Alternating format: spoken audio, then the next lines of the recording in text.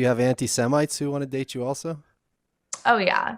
I mean, all anti-Semites want to date Jews. It's, they hate us so much that they want to marry, or they don't want to marry us, but they No, no. want to take out Talk with about that. us. So we have part of one of the things that the first part of our podcast, all those 20 something episodes, was based on this pattern that we discovered that that anti-Semitism comes. I also wrote a book about this particular thing, that anti-Semitism like pushes Jews together. When Jews are doing good and doing their thing, it's anti-Semitism kind of chills out. But when when things aren't going well for us, then the anti-Semites kind of push. And also when you read the things that the not your street anti-Semite, but like the really intelligent ones, the Henry Fords, there's a The difference. smart Just like a ones, thug the good anti-Semite on kind. the street who just wants to punch someone in the face.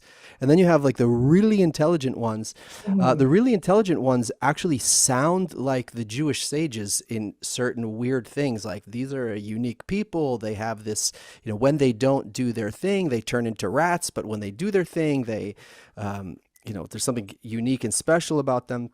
So what does it mean that when you said the anti-Semites really like the Jews, or what did you say? No, just to on that point, we read this quote in one of the episodes by this Russian member of Duma from the early beginning of the 20th century, and he wrote a whole book titled "What We Don't Like About Them." That's like very straightforward.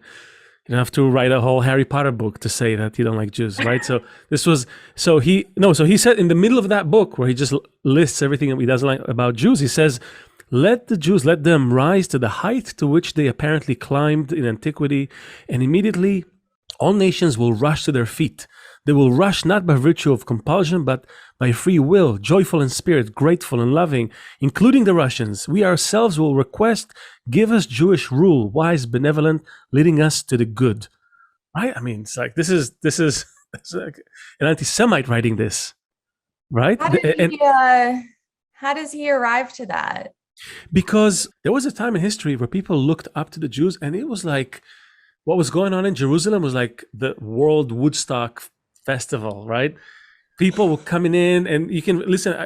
I think it's called the Temple of Love, Temple Love, our episode. You should check it out.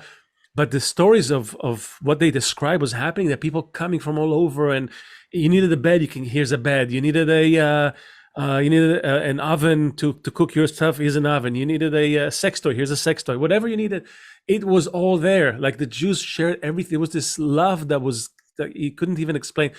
People have that, and still today, when you look at Jews, we were always kind of the guys who were just get along with people. We had this thing, right? Like around the Shabbat table, around the Seder table. It's like this Right. little. We welcome the stranger. We are the light amongst the nations. Exactly. Except for some of us. So people know it. So that's why what we claim that the solution to anti-Semitism lies in that, not in fighting the anti-Semites head on, because they feel what they feel. It's what they feel. What are you going to tell them not to feel? Our community. Exactly.